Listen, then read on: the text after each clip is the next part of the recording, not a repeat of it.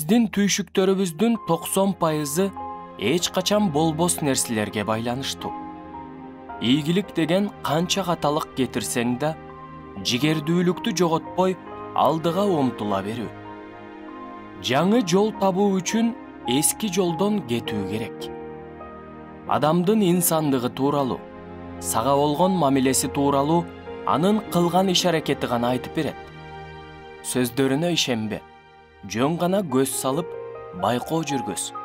Ошондо чыныгы абалды көрөсүң. Жашоонун эң башкы эрежеси кандай шартта болбосун адам бойдон калуу.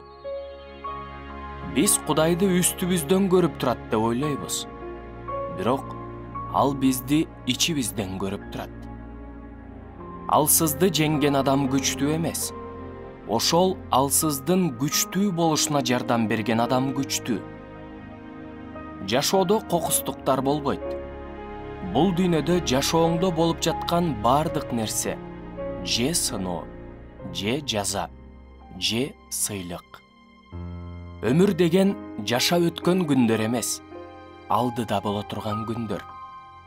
Кайсы жерде бизди чыдамсыздык менен күтүшсө, ошол жерге качан барсак да убагында барган болобуз.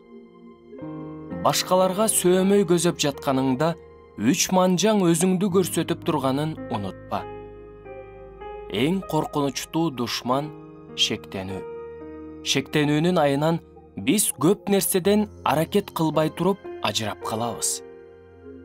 Адамдын көзүн көрбөй туруп, анын айтты деген сөзүнө таарынба. Ийгилик эрежеси башкалар уктап жатканда сен окуп үйрөн.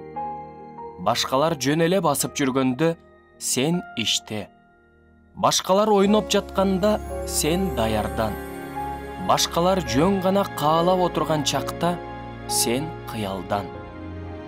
Кээде жөн гана колуңду тийгизүү же кучагыңа алуу сен ойлогондон алдаганча көп нерсени кылып коюшу мүмкүн.